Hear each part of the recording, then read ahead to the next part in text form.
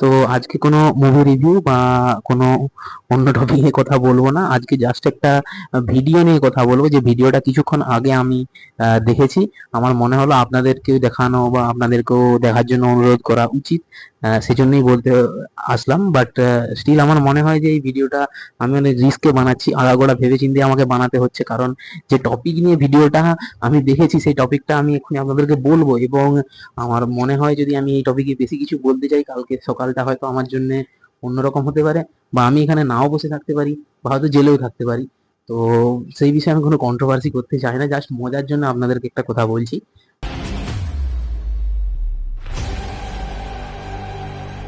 Recently আপনারা নিশ্চয়ই খান স্যারের ঘটনাটা শুনেছেন, যিনি বর্তমানে এখন ফ্যাজল খান হয়ে গেছেন, খান স্যার থেকে ফ্যাজল খান। তো ওনার অ্যারেস্টের ব্যাপারে শুনেছেন, ওনার ইনস্টিটিউটে কোনো একটা কিছু ঘটনা ঘটেছিল।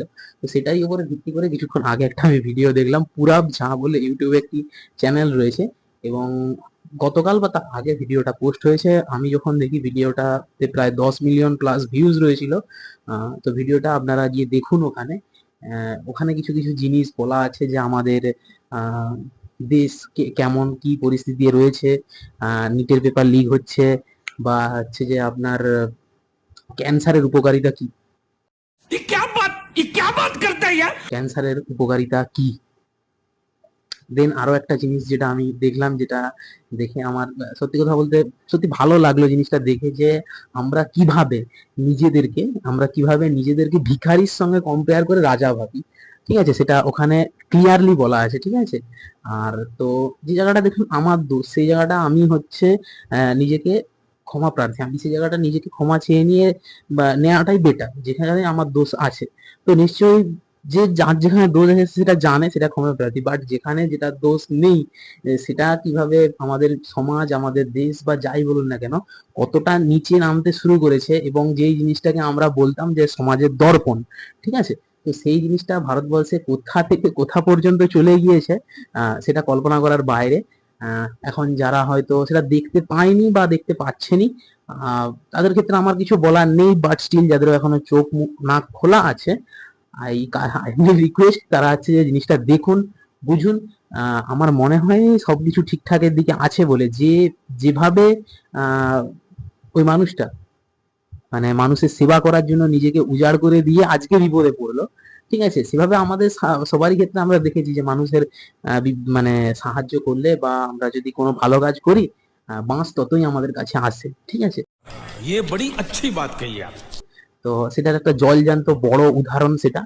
আর আরো একটা জিনিস আপনারা সেখানে দেখতে পাবেন, এই যে বললাম কিছু কিছু, আমি যেমন দুটো টপিক বললাম, যে ক্যান্সারের উপকারিতা কি আছে, আমরা কিভাবে নিজেদের দিকে গরিবের সঙ্গে কম্পেয়ার করে নিজেকে রাজা ভাবি। ঠিক আছে, তো এগুলো তো আমাদের কাজ না, আমাদের নিজেদেরকে একান্নটা কাজ, কিন্তু আমরা নিজেরটা না দেখে অপরের সঙ্গে কম্পেয়ার করে আমরা নিজেকে বিশাল বড় মহান মনে করি।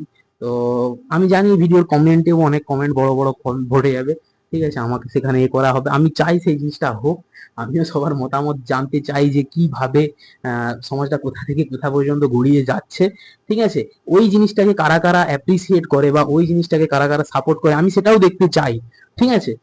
আমি জানি এখানে যাদের চোখ নাক কান খোলা আছে, যাদের মনুষ্যত্ব বোধ আছে, তারা নিশ্চয়ই সাপোর্ট করবে খান স্যারকে, কিন্তু ওইটুকুও যারা বিক্রি করে দিয়েছে, ঠিক আছে, তাদের কিন্তু এখনো আহ পা চাটা অভ্যাসটা আছে, তো চাটতে পারে ভালো। ঠিক আছে, তো সেগুলোর জন্য অনেক অনেক টার্ম, অনেক সেন্টেন্স, যারা এইসব কাজ করে বেড়ায় তাদের দিকে অনেক ট্যাগ দেওয়া হয়। হ্যাঁ। তারপর তো রাজ্যে এখন, সমাজে, রাজ্যে, দেশে বহু থেরাপিও চলছে। তো সেগুলো হতে থাকে, সেগুলো কোনো বড় ব্যাপার নয়। বাট ফান বা এন্টারটেনমেন্টের জন্য যদি আপনারা ওই ভিডিওটা দেখেন, আমি ভিডিওটার লিঙ্ক কমেন্টে এবং ডেসক্রিপশনে আমার দিয়ে দেবো। দেখবেন আপনারা, জাস্ট এতটুকুই বলার জন্য আপনাদেরকে এলাম, যে ওই ভিডিওটা আপনারা দেখুন, মজা পাবেন, এন্টারটেনমেন্ট পাবেন। ঠিক আছে, দ্যাটস ইট, আর কিছু নয়। আর সবাই ভালো থাকবেন। Thank you.